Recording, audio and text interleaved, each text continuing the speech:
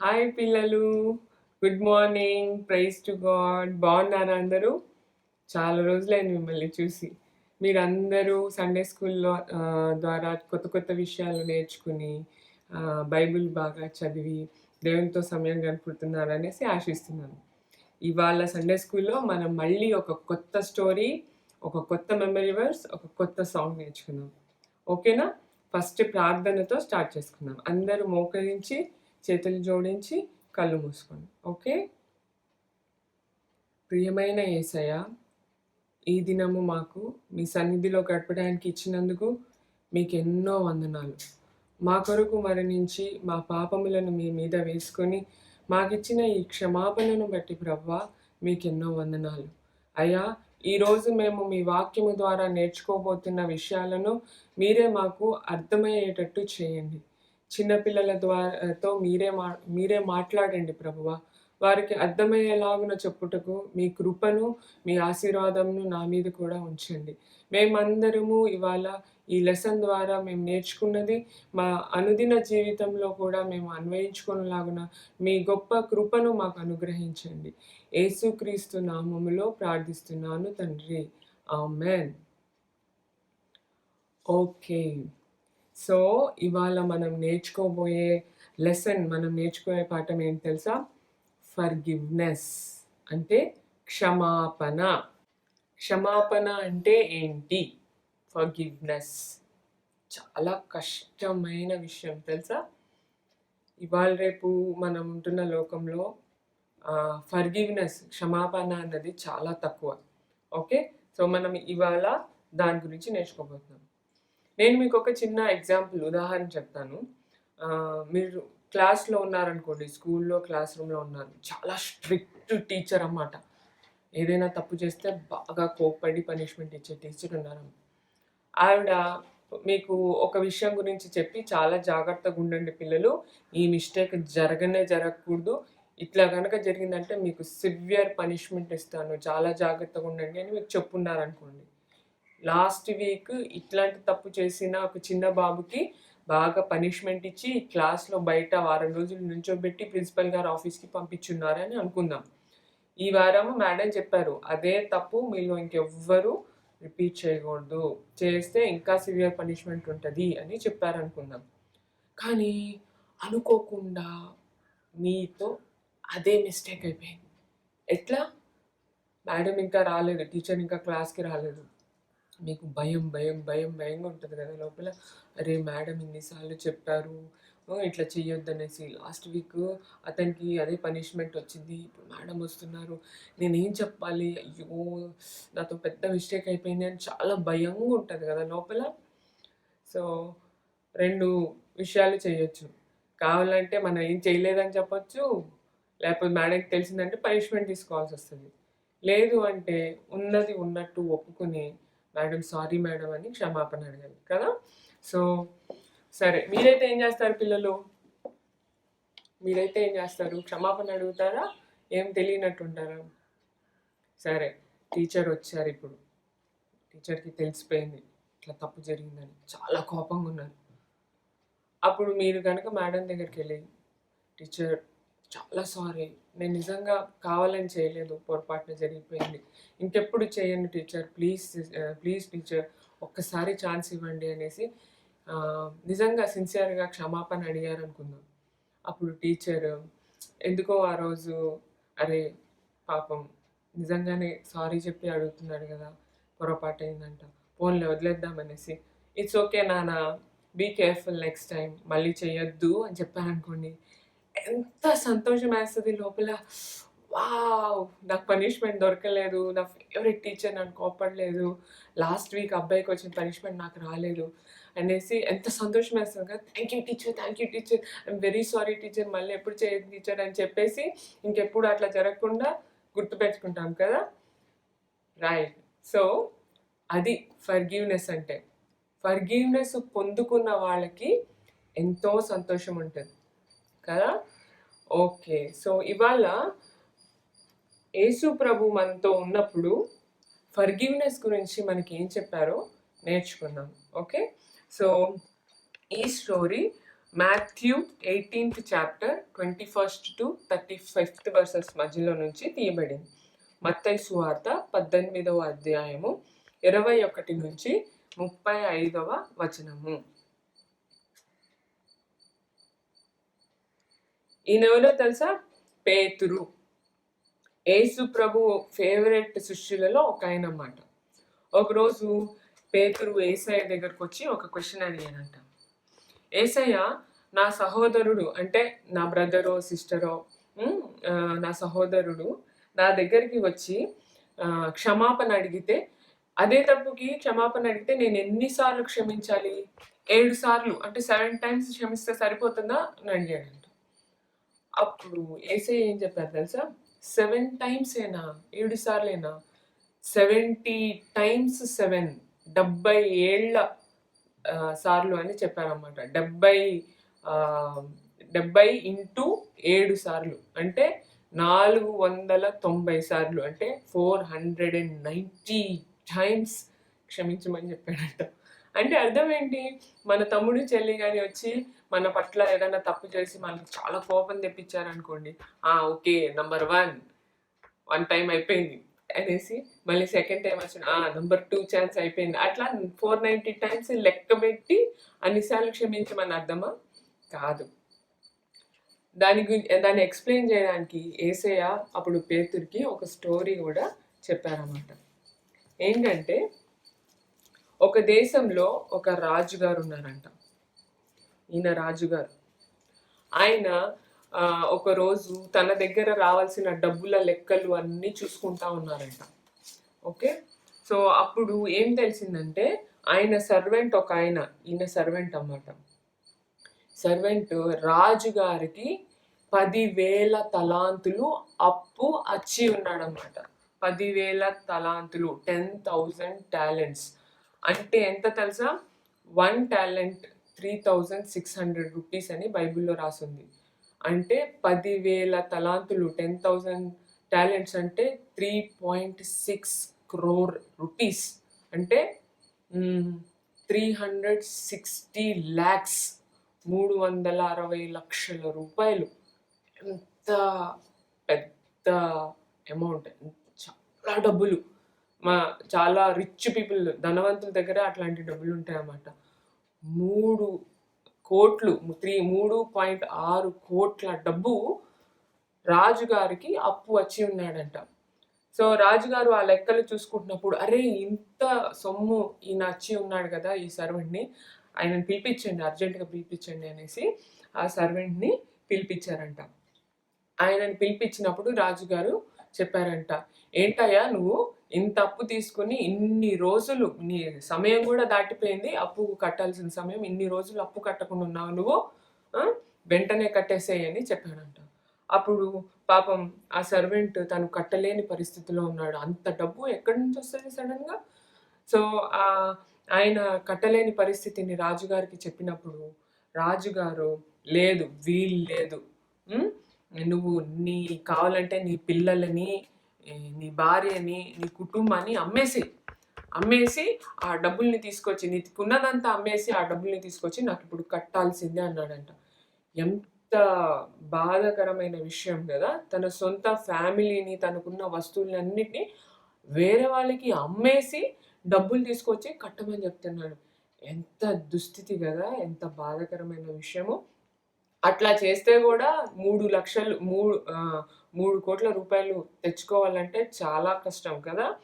అయితే అప్పుడు ఆ సర్వెంట్ కాళ్ళ మీద పడి రాజుగారి దగ్గర, అయ్యా ప్లీజ్ నన్ను ఓర్చుకో, నాకు ఇంకా కొంచెం సమయం ఇవ్వు, నేను ఎట్లా అయినా సరే నీకు ఆ డబ్బులు, ఆ సొమ్ము తెచ్చిస్తాను, ప్లీజ్ అయ్యా నన్ను కరుణించు అని బతిమిలాడాడంట.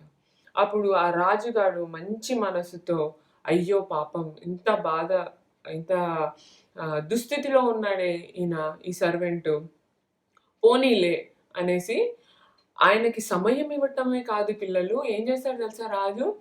నేను నీ అప్పుని క్షమించేస్తున్నాను, అంటే నువ్వు ఇంకా అప్పు కట్టాల్సిన అవసరమే లేదు, సరేనా? నువ్వేమి బాధపడొద్దు. నువ్వు వెళ్ళి నీ ఫ్యామిలీని చక్కగా చూసుకో.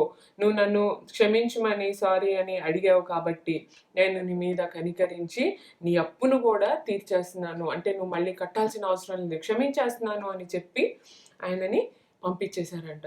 చూడండి ఆ సర్వెంట్ ఎంత సంతోషపడుతున్నారో. 3,00,00,000 ఎవరైనా ఫ్రీగా ఇస్తారా ఈ రోజుల్లో? రూ. 30 ఇవ్వడానికే కష్టపడతాం కదా! 3,00,00,000 అంత ఈజీగా ఒక్క మాటతో రాజుగారు ఆయనని క్షమించేశారు. నిజంగా ఎంత సంతోషముతో, ఎంత గెంతుకుంటూ ఇంటికెళ్ళాడో కదా పిల్లలు? అయితే ఆయన ఆ సంతోషముతో ఇంటికెళ్ళి తన స్నేహితులకి, తన కుటుంబంలో అందరికీ చెప్పుంటాడు గదా!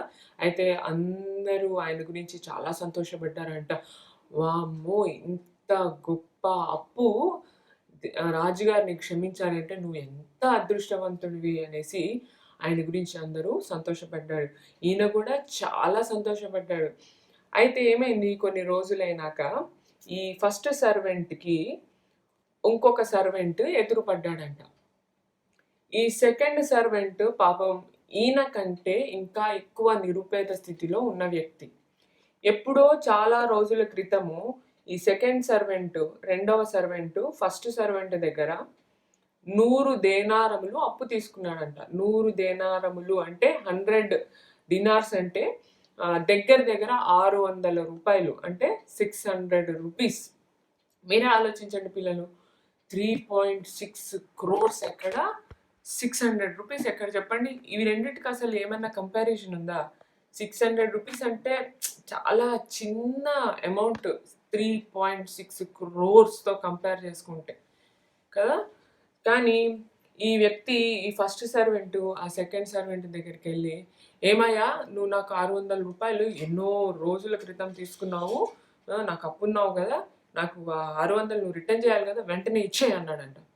అప్పుడు ఈ సెకండ్ సర్వెంట్ పాపం తను ఇంకా చాలా చాలా చాలా కష్టాల్లో నిరుపేద పరిస్థితుల్లో ఉన్నవాడు. ఆయన కళ్ళెంట నీళ్ళు పెట్టుకుని ఇది బతిమిలాడాడంట ఫస్ట్ సర్వెంట్. అయ్యా ప్లీజ్ నేను ₹600 కూడా 100 దేనారములు ఇచ్చే పరిస్థితిలో లేను, చాలా కష్టకాలంలో ఉన్నాను, ప్లీజ్ నాకు కొన్ని రోజులు సమయం ఇవ్వు, నా పరిస్థితులు బాగైనాక నేను మళ్ళీ తీర్చేస్తాను ప్లీజ్ అయ్యా అని బతిమిలాడాడంట. అప్పుడు ఈ ఫస్ట్ సర్వెంట్ ఏం చేసి ఉండాల్సింది పిల్లలు? ఫస్ట్ సర్వెంట్ ఏం చేసి ఉండాల్సింది మీరు చెప్పండి? మొన్ననే రాజుగారు ఆయనకి 3.6 crores అంటే చాలా డబ్బు క్షమించేశాడు కదా. ఈ బోడి ₹600 అప్పు ఈయన దగ్గర తీసుకోవాల్సి ఉన్నప్పుడు ఈ ఫస్ట్ సర్వెంట్ ఏం చేసి ఉండాల్సింది?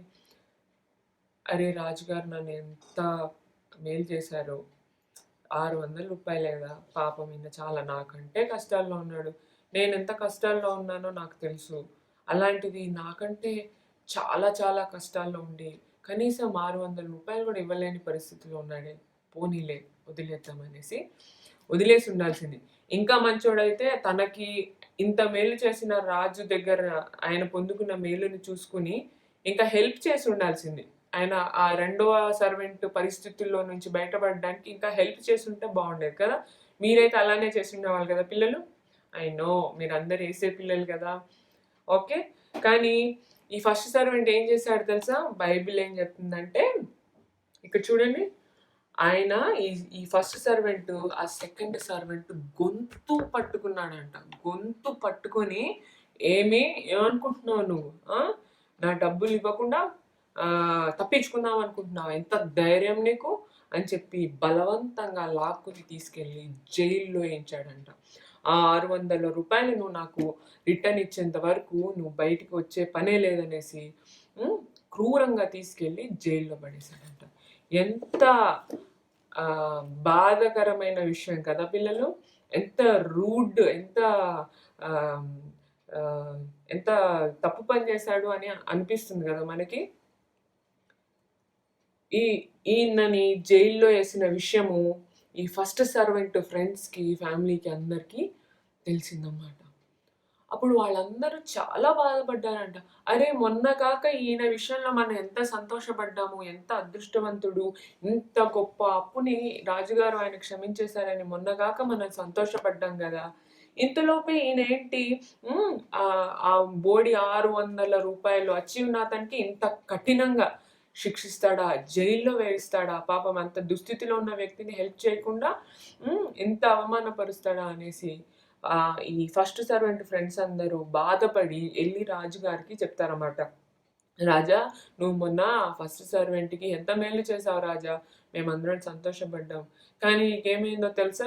ఆయన 600 తన దగ్గర ఆఫ్టర్ ఆల్ 600 ఉన్న అతన్ని ఎట్లా ప్రవర్తించాడో తెలుసా? నీకున్న దయను ఆయన చూపించలేదు రాజా.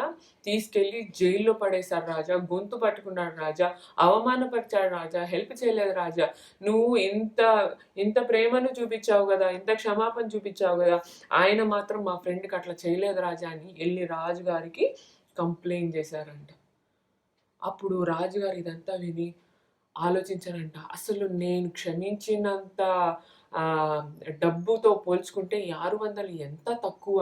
అయినా ఈ వ్యక్తి తనలాంటి కష్టాల్లో ఉన్న ఇంకో వ్యక్తిని అర్థం చేసుకోకుండా ఇంత కఠినంగా ప్రవర్తించాడంటే ఎంత దుష్టుడు, ఎంత దుర్మార్గుడు, ఎంత మనసు లేని వ్యక్తి అని కోపం వచ్చి రాజుగారికి వెంటనే ఆ ఫస్ట్ సర్వెంట్‌ని పిలిపించాడంట.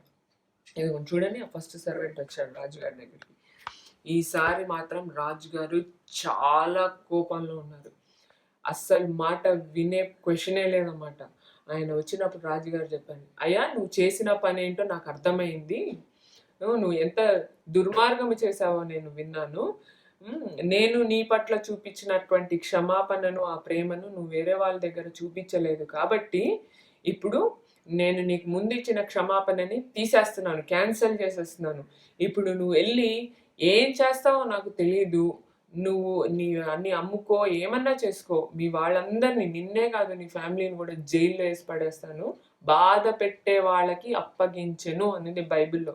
అంటే కఠిన కారాగార శిక్ష అంటారు ఈ రోజుల్లో మన దగ్గర. అంటే జైల్లో కూడా బాగా ఎక్కువగా పనిష్మెంట్ ఇస్తారన్నమాట ఎక్కువ తప్పు చేసిన వాళ్ళకి. అట్లా రాజుగారు బాధ పెట్టే వాళ్ళకి కఠినమైన ముందు ఆయనకి రావాల్సిన పనిష్మెంట్ కంటే ఇంకెక్కువ పనిష్మెంట్ వచ్చేటట్టు రాజుగారు చెప్పారంట. ఆయన ఎంత బతిమలాడినా కానీ, లేదు నీకు వచ్చిన ఛాన్స్ని నువ్వు మిస్ చేసుకున్నావు, నువ్వు చాలా కఠినంగా ప్రవర్తించావు కాబట్టి ఇక ఛాన్సే లేదు అనేసి ఆయన చూడండి సోల్జర్స్, సైనికులు వచ్చి గట్టిగా పట్టుకుని లాక్కెళ్ళిపోయారంట. ఆ 3 కోట్ల రూపాయలను ప్రతి పైసా చెల్లించేంత వరకు 10,000 తలాంతులు మళ్ళీ రుసుము చెల్లించేంత వరకు నువ్వు బయటికి వచ్చే క్వశ్చనే లేదని రాజుగారు చెప్పారంట. సో యేసు ప్రభు వారు ఈ కథను చెప్పినాక ఏమని చెప్పారంటే పేతురుతో, పేతురు లెక్కలు పెట్టుకోవడం కాదు, నీ సహోదరుడు నీ పట్ల ఎన్నిసార్లు తప్పు చేశాడో లెక్క పెట్టుకోవడం కాదు పేతురు. దేవుడు నీవు చేసిన పాపాలని ఇంత గొప్ప పాపాలని ఎట్లా క్షమించాడో జ్ఞాపకం చేసుకో పేతురు. అట్లా నీ సహోదరుడు నీ దగ్గరకు వచ్చి తప్పు చేసినప్పుడు నేను దేవుని దగ్గర ఎంత గొప్ప క్షమాపణను పొందుకున్నాను. నేను చేసిన విస్తారమైన పాపములను యేసయ్య లేకపోతే దేవుడు ఎంతగా క్షమించాడో అది నువ్వు జ్ఞాపకం చేసుకోవాలి పేతురు. నీవు ఎంత గొప్ప క్షమాపణను పొందుకున్నావో అది జ్ఞాపకం చేసుకుని నీ సహోదరుడు, నీకు తెలిసిన వాళ్ళు నీ దగ్గరకు వచ్చినప్పుడు, నిన్ను బాధ పెట్టినప్పుడు, నీకు ఇష్టం లేని విషయం చేసినప్పుడు, నిన్ను కోపపెట్టినప్పుడు, నీ పట్ల తప్పు చేసినప్పుడు వాళ్ళు మంచోళ్ళనో లేకపోతే వాళ్ళు క్షమాపణ దొరకటం మంచిదనో లేకపోతే బికాస్ దే డిజర్వ్ ఫర్గివ్నెస్ అని కానీ నువ్వు క్షమించటం కాదు. నువ్వు ఎంత పొందుకున్నావో దేవుని దగ్గర నుంచి అది జ్ఞాపకము చేసుకొని నీ సహోదరుని నువ్వు క్షమించాలి అని యేసయ్య చెప్తారన్నమాట. ఓకే, సో ఇదే విషయము మీకు అర్థం అవడానికి యేసు ప్రభు వారు సొంతంగా ఈ భూమి మీద ఉన్నప్పుడు ఆయన చుట్టూ జరిగిన ఇంకో సంఘటన మీకు చెప్తాను. ఈ చిన్న కథ యోహాను సువార్త 8వ అధ్యాయము 1 నుంచి 11వ వచనాల నుంచి తీయబడింది. అంటే జాన్ 8th chapter 1 to 11. ఈ సంఘటన యోహాను సువార్త 8వ అధ్యాయము 1 నుంచి 11 నుండి చెప్తున్నాను. John the book of John 8th chapter verses 1 to 11. Okay. So ఓలీవల కొండ అనే ప్రాంతంలో అక్కడ దేవుని మందిరం దగ్గర యేసు ప్రభు వారు అక్కడున్న ప్రజలకి, అక్కడున్న పెద్దలకి, దేవుని మందిరంలో పనిచేసే పెద్దలు, పరిసయ్యులు, సద్దుకయ్యులు వీళ్ళందరూ యేసయ్య మాటలు వినడానికి వచ్చారన్నమాట. సో వాళ్ళ దగ్గర వాళ్ళతో యేసయ్య మాట్లాడుతూ వాళ్ళకి బోధిస్తూ ఉన్నప్పుడు ఒకరోజు ఏమైందంటే, ఆ ఊరి పెద్దలు వాళ్ళు ఒక స్త్రీని ఈడ్చుకొని వచ్చారన్నమాట. యేసు ప్రభు వారు వాక్యం చెప్పే దగ్గరికి తీసుకొని వచ్చారు. చూడండి పాపము, ఆమె కింద పడిపోయి అన్ని దెబ్బలు తగిలి రోడ్డు మీద ఈడ్చుకుని వచ్చారు. ఎంత దీనంగా ఉందో ఆమె పరిస్థితి. ఈమె వ్యభిచారము, అడల్టరీ అనే పాపములో వీళ్ళ ద్వారా పట్టబడిందన్నమాట. అంటే దేవుడు అలౌ చేసేటువంటి మ్యారేజ్ రిలేషన్షిప్స్ కాకుండా బయట వేరే వ్యక్తులతో బ్యాడ్ రిలేషన్షిప్స్ మెయింటైన్ చేసినటువంటి పాపములో ఈమెని మిగతా వాళ్ళు పట్టుకున్నారన్నమాట. సో వీళ్ళందరూ సద్దుకయ్యులు, పరిసయ్యులు, లేకపోతే వేరే పెద్దలు, వీళ్ళందరూ కూడా ఆ గుంపులో ఉన్నారన్నమాట. వీళ్ళందరూ యూదులు కాబట్టి ప్రవక్త అయిన మోషే చెప్పినటువంటి ఆ లా చట్ట ప్రకారము ఈమె చేసినటువంటి పాపంకి ఆమెని రాళ్లతో కొట్టి, రాళ్లతో రువ్వి ఊరి బయట ఈడ్చుకెళ్ళి అక్కడ ఆమెని చంపేయాలి అని వీళ్ళందరూ ఆమెని అట్లా ఈడ్చుకుని వచ్చి కొట్టుకుంటా తీసుకొచ్చారన్నమాట యేసుప్రభు దగ్గరికి. యేసుప్రభు వాక్యం చెప్తున్నప్పుడు యేసుప్రభు దగ్గరికి ఆమెను తీసుకొని వచ్చి కావాలని యేసయ్యని పరీక్షించడానికి అడుగుతారన్నమాట. యేసయ్య, ఈమె ఎంత పాపిష్టి తెలుసా, వ్యభిచారం చేసింది. ఆమె వ్యభిచారం చేసేటప్పుడు మేము పట్టుకున్నాము. ఈ పాపానికి ఆమెని రాళ్లతో రువ్వి చంపేయాలి. మేమందరం ఆమెని దానికోసమే తీసుకెళ్తున్నాం ఊరి బయటికి. మీరు చెప్పండి ఏం చేయాలి ఈమెకి? మీరు పెద్దలు కదా, మీరు చెప్పండి ఏం చేయాలి అనేసి కావాలని యేసయ్యని అడుగుతారన్నమాట. అప్పుడు యేసయ్య బైబిల్లో ఏం రాసిందంటే, ఆయన వీళ్ళు చేసే ఆరోపణలకి, వీళ్ళు అడిగే ప్రశ్నలకి వెంటనే ఎదురు సమాధానం చెప్పలేదంట. కామ్గా కింద కూర్చుని నేలలో మట్టి మీద రాస్తా ఉన్నారంట యేసయ్య. వాళ్ళందరూ కొంచెం కామ్ అయిపోయి ఆయన మాట వినేంత వరకు ఆగారు. వెంటనే ఏమి సమాధానం చెప్పలేదంట. ఆ వ్యక్తి పాపి అని కానీ, ఆమె చేసిన పాపం కానీ, దానికి ఏమి పరీక్షించాలి, ఏమి పనిష్మెంట్ ఇవ్వాలని కానీ, వీళ్ళందరూ ఏం చేస్తున్నారని కానీ ఏమీ చెప్పలేదు యేసయ్య. కామ్గా కూర్చుని నేలలో రాస్తా ఉన్నారంట. అప్పుడు మిగతా వాళ్ళందరూ పెద్ద గుంపు కదా, గుంపులో అందరూ ఆవేశంలో, కోపంలో, రోషంలో ఉన్నారు కదా, వాళ్ళందరూ ఆగి యేసయ్యని చూస్తూ ఉన్నారన్నమాట. ఏం చెప్తారు ఈయన అని, ఏంటి ఈయన ఏం మాట్లాడట్లేదు ఏంటి, అందరూ కామ్గా చూస్తూ ఉన్నారంట. యేసయ్య ఏమి మాట్లాడకపోయేసరికి అక్కడున్న పెద్దలు మళ్ళీ యేసయ్యని అడిగారంట. ఏంటి యేసయ్య చెప్పండి, ఏం చేయాలి, ఈ వ్యక్తికి మేము ఏం చేయాలి అని మళ్ళీ అడుగుతున్నందుకు అప్పుడు యేసయ్య ఒక్కటే ఒక మాట అన్నారు. ఏమన్నారు తెలుసా పిల్లలు? మీరందరు ఉన్నారు కదా ఇక్కడ, మీరందరిలో అసలు ఎప్పుడూ ఏ పాపము చేయని వారు ఎవరైతే ఉన్నారో ముందు వాళ్ళు వెయ్యండి రాయి అని చెప్పారన్నమాట. ఓకే, ఎంత గొప్ప మాట చెప్పారు కదా యేసుప్రభు వారు. ఆ మాట మాట్లాడగానే ఆ గుంపులో ఉన్న వాళ్ళందరూ, పెద్దవాళ్ళ నుంచి చిన్నవాళ్ళ వరకు గమ్మున ఆ రాళ్ళు కింద పడేసి కామ్గా వెళ్ళిపోయారంట అక్కడి నుంచి. ఓకే, ఎందుకని పిల్లలు? యేసయ్య అడిగిన ప్రశ్న ఏంటి? మీరందరిలో పాపము చేయని వాళ్ళు ఎవరో ఫస్ట్ వాళ్ళు రాయి వేయండి అని చెప్పారు యేసయ్య. సో ఆ గుంపులో ఉన్న వాళ్ళందరూ ఇప్పుడు సొంతంగా పరీక్షించుకున్నారు యేసయ్య అన్న మాటను బట్టి. ఓహో, ఇప్పుడు ఈమె పాపం చేసింది, ఓకే, ఈమె పనిష్మెంట్ సంగతి తర్వాత, నేను ఎప్పుడు పాపము చేయలేదా అని వాళ్ళను వాళ్ళు ప్రశ్నించుకున్నారు. దానికి సమాధానం ఏంటి? No, I have done sins. నేను పాపము చేశాను, నేను కూడా పాపినే అని ప్రతి ఒక్కరికి అర్థమైంది. ఓకే, సో అందరూ అక్కడ ఒకళ్ళు రాళ్ళు కింద పడేసి నెమ్మదిగా ఏమి సమాధానం చెప్పకుండా వెళ్ళిపోయారు. చూడండి, అందరూ వెళ్ళిపోయారు. కొంతమంది యేసయ్య అడిగిన ప్రశ్నకి దిగులు పడి బాధపడి వెళ్ళిపోయారు.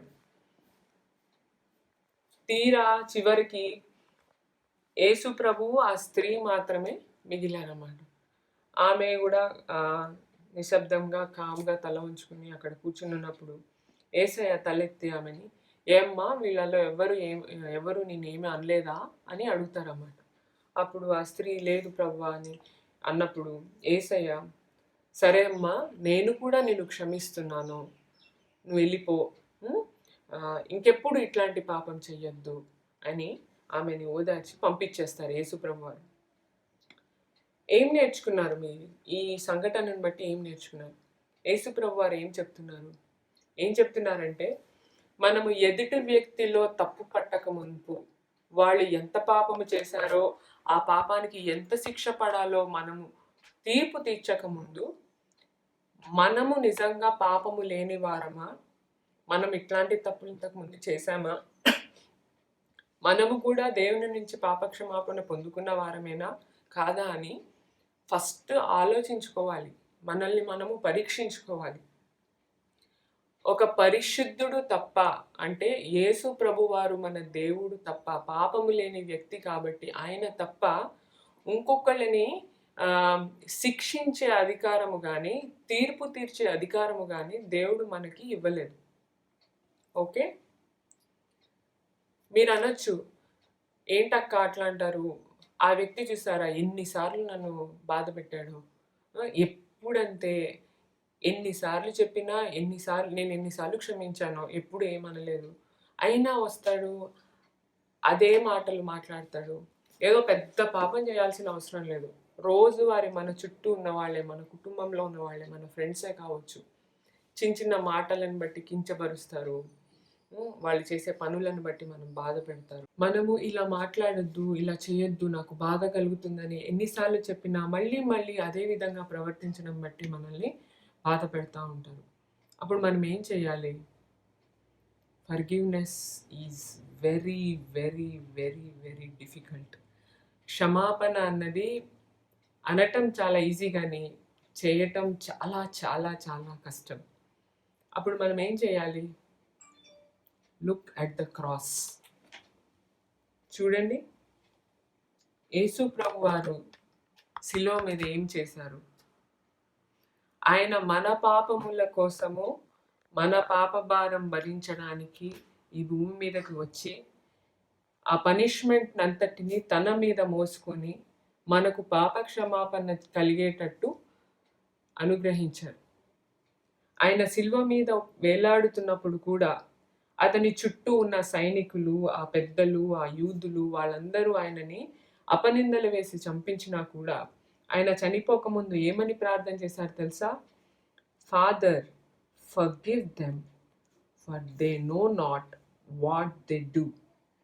అంటే తండ్రి, వీరిని క్షమించండి, వారు ఏమి చేస్తున్నారో వారికి తెలియదు కాబట్టి వారిని క్షమించండి. అంటే నిజానికి వారు లోకరక్షకుని సిలువ వేస్తున్నారు అన్న విషయము వాళ్ళు గ్రహించకుండా అజ్ఞానంలో చేసిన పని కాబట్టి ప్రభువా ఈ పాపాన్ని వారి మీద వేయొద్దు, వారిని దీన్ని బట్టి శిక్షించొద్దు అని యేసు ప్రభు వారు ప్రార్థన చేశారంట.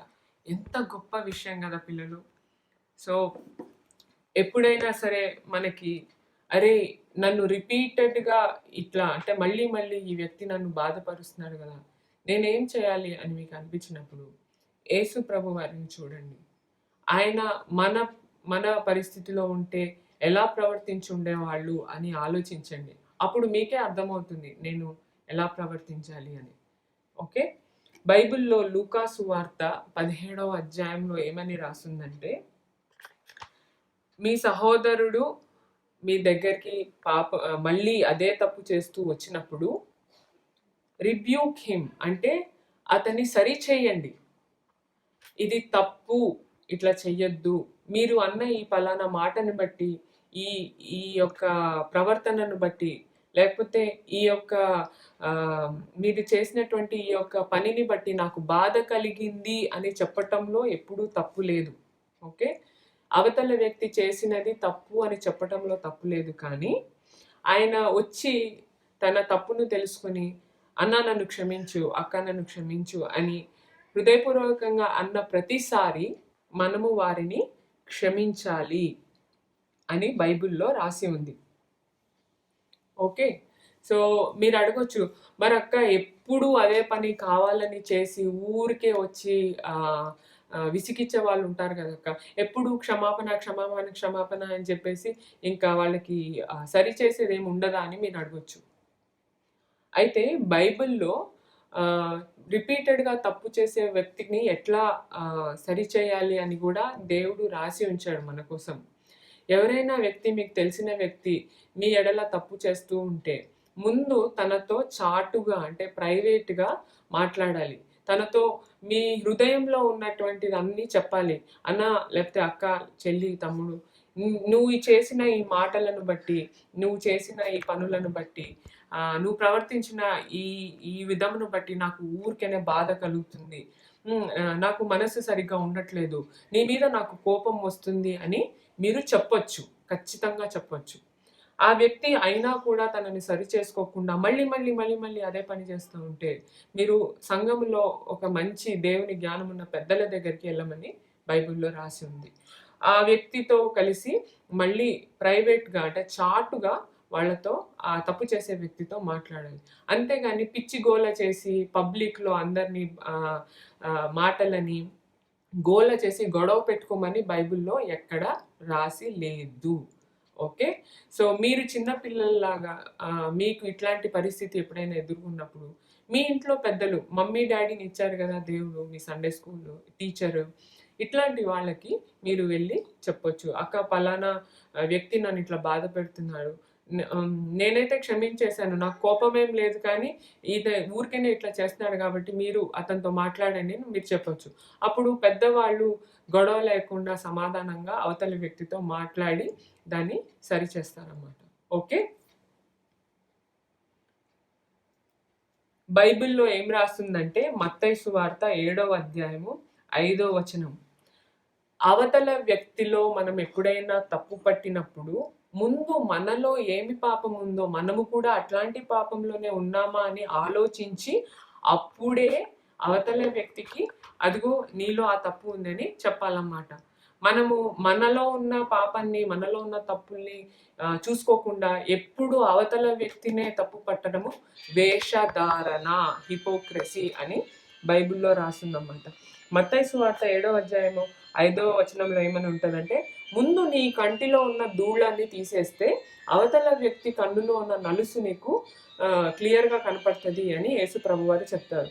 ఇంగ్లీష్‌లో ఏమని రాసి ఉంటదంటే, నీ కంట్లో ఉన్న ప్లాంక్ అని రాసి ఉంటది. అంటే పెద్ద చెక్కది ప్లాంక్ ఇంత పెద్దది నీ కంట్లో పెట్టుకుని అది తీయకుండా ముందున్న వ్యక్తి కంట్లో ఉన్న చిన్న ముళ్ళుని ఉరే తీసేరా అని చెప్తే అది వేషధారణ అని బైబిల్‌లో రాసి ఉందన్నమాట. ఓకే. సో మనము ఇవాళ నేర్చుకున్నది 3 విషయాలు పిల్లలు. ఒకటేంటంటే, ఫస్ట్ థింగ్ ఏంటంటే మనము యేసు ప్రభు వారి వలె క్షమించాలి. మనము ఎవరినైనా క్షమించాల్సి వచ్చినప్పుడు వాళ్ళ అర్హతను అనర్హతను బట్టి కాదు, మనము యేసు ప్రభువు నుంచి ఎంత గొప్ప క్షమాపణను పొందుకున్నామో అది జ్ఞాపకము చేసుకొని ఎదుటి వ్యక్తిని మనము క్షమించాలి. అది మొట్టమొదటిది. రెండవది ఏంటంటే, ఎదుటివాడు మన పట్ల తప్పు చేసినా కూడా ఆయన ఎందుకు చేశాడు, ఆయన పరిస్థితులు ఏంటి, అవన్నీ మనము చూడాలన్నమాట. అంటే చాలాసార్లు మనము మన వైపు నుంచి చూసి ఓహో ఇది తప్పు చేసేసాడు అనుకుంటాం. కానీ పైనుంచి చూసే దేవునికి తెలుసు యాక్చువల్లీ ఆ వ్యక్తి పరిస్థితులు ఏంటి అన్నది. ఓకే.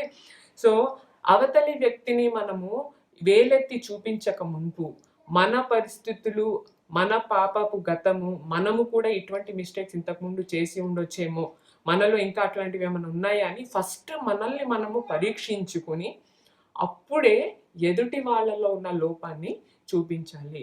ఒకవేళ మనలో ఉన్న పాపాన్ని మనం సరిచేసుకోకుండా ఎదుటి వాళ్ళని మనము నింద వేస్తే అది వేషధారణ. ఓకే. మూడో విషయం ఏంటంటే బైబిల్లో యేసు ప్రభు వారు చాలా చోట్ల క్లియర్గా చెప్పారు.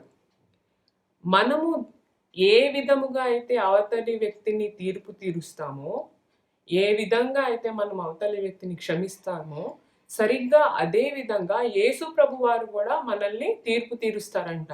అలాగే మనల్ని కూడా క్షమిస్తారంట.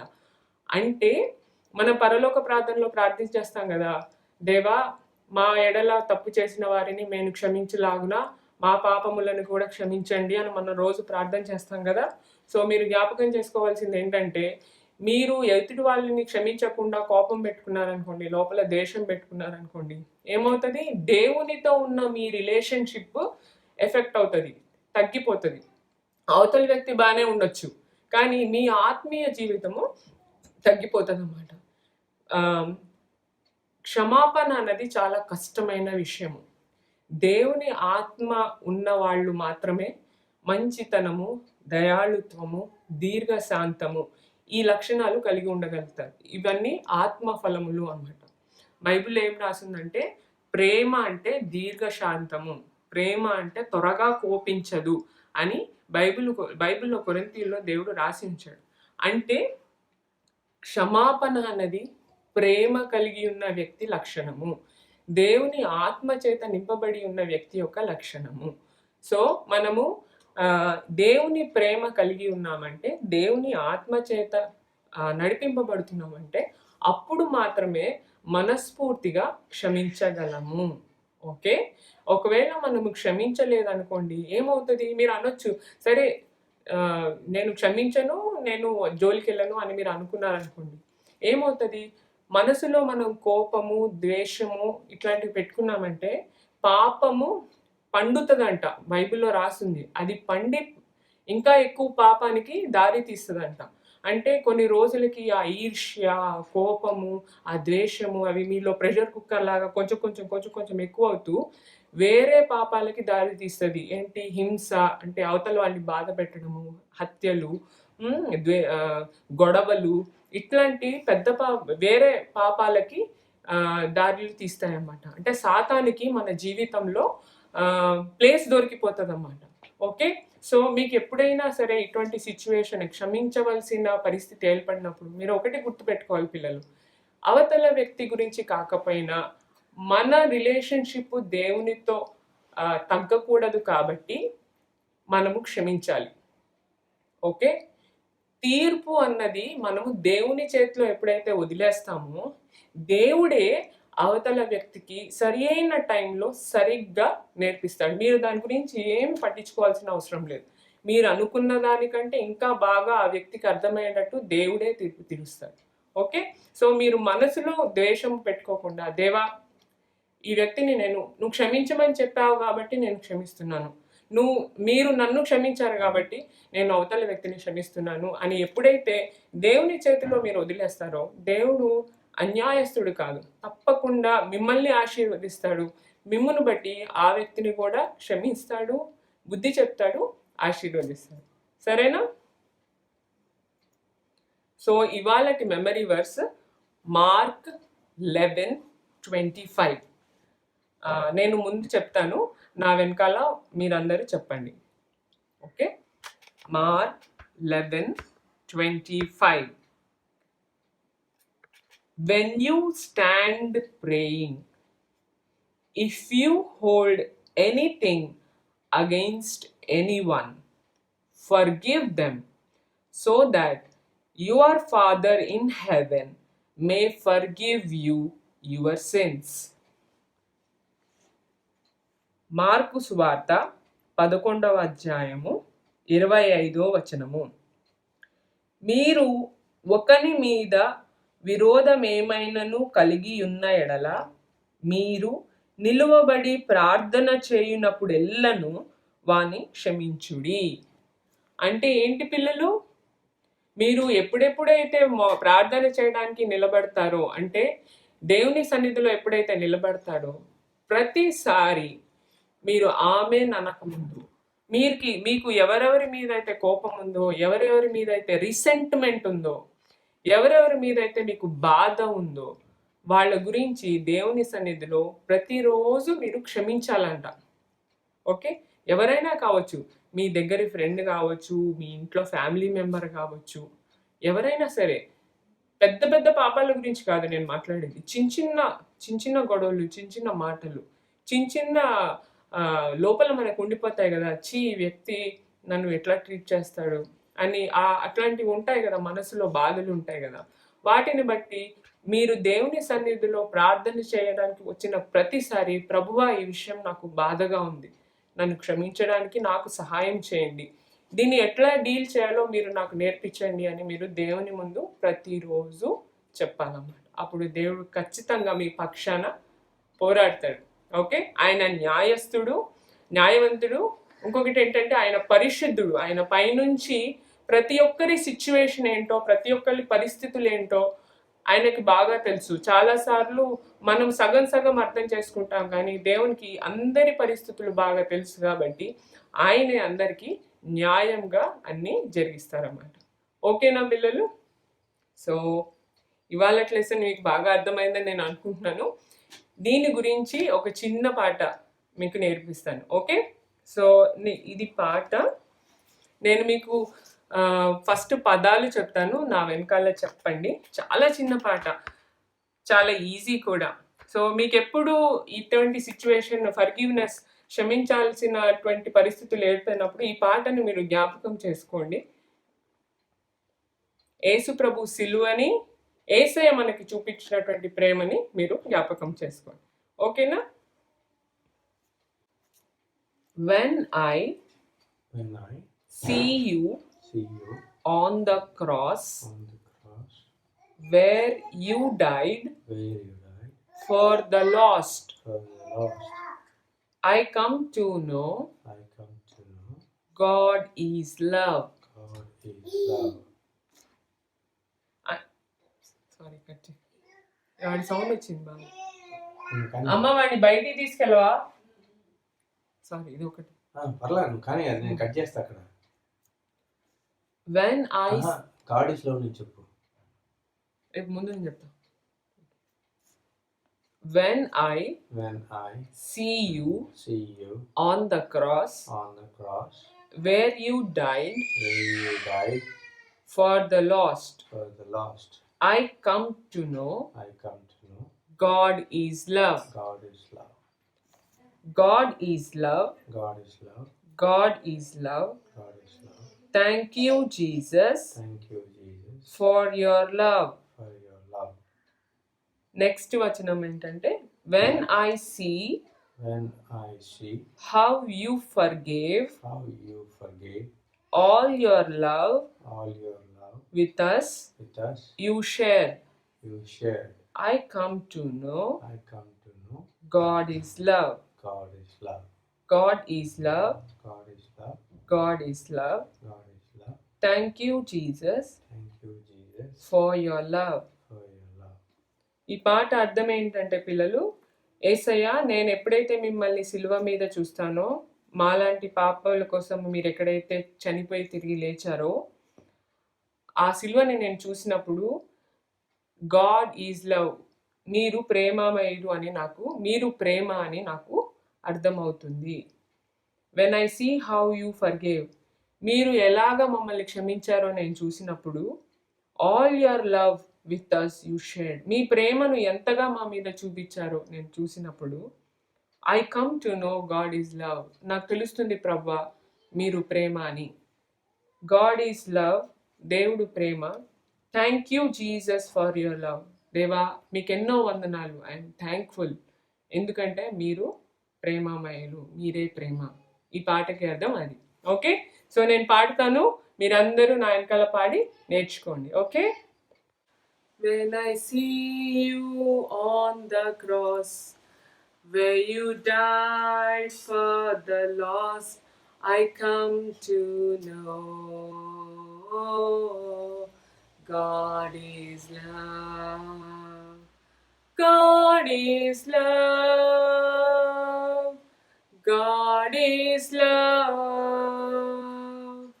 Thank you, Jesus, for your love. God is love. God is love. Thank you, Jesus, for your love. When I see how you forgive, all your love with us you shared, I come to know God is love.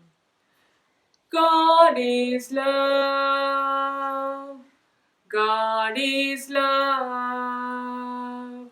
Thank you, Jesus, for your love. God is love. God is love. Thank you, Jesus, for your love. When I see you on the cross, where you died for the lost, I come to know God is love. When I see how you forgive, all your love with us you shared, I come to know God is love. God is love. God is love. Thank you, Jesus, for your love. God is love. God is love. Thank you, Jesus, for your love. Okay పిల్లలు, మనం చివరి ప్రార్థన చేసుకుని ముగించుకుందాం. Okay, so దేవుని క్షమాపణ గురించి కానీ ఎవరైనా తప్పు చేస్తే వాళ్ళని ఎలా కరెక్ట్ చేయాలని కానీ ముందు పెద్దలతో ప్రైవేట్గా, ఆ తర్వాత పబ్లిక్గా కానీ న్యాయంగా కానీ మనము ఎలా బైబిలికల్గా వెళ్ళాలో బైబిల్లో డీటెయిల్డ్గా ఉంది. ఈ విషయాలు మీరు తర్వాత మీ పేరెంట్స్తో కూర్చుని చదవండి. సరేనా? మనం ప్రార్థన చేసుకుందాం. ప్రియమైన యేసయ్య, ఈరోజు మా అందరితో మీరు మాట్లాడినందుకు, నాతో పిల్లలతో మాట్లాడినందుకు మీకు ఎన్నో వందనాలు. ప్రవ్వా, మీరు మమ్మల్ని ప్రేమించినట్లు మా పాపములన్నిటినీ మీరు ఎంతగా క్షమించారో ఆ విధంగా మేము ఇతరులను ప్రేమించడానికి, క్షమించడానికి సహాయము చేయండి. ప్రేమ త్వరగా కోపించదు, కోపం దీర్ఘశాంతము కలిగి ఉంటుంది, దయాళుత్వము మంచితనము కలిగి ఉంటుంది అని మాకు నేర్పించారు. మీకు వందనాలు. వేరే వాళ్ళల్లో తప్పులు చూడక మునుపు మా జీవితాలను మేము మీ ముందు సరిచేసుకోవాలని మీరు నేర్పించారు. అందును బట్టి వందనాలు.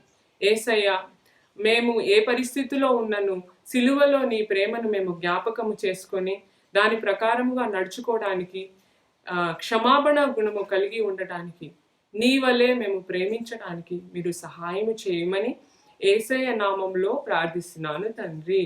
ఆమెన్. ఓకే పిల్లలు, see you next time. Bye bye. Take care.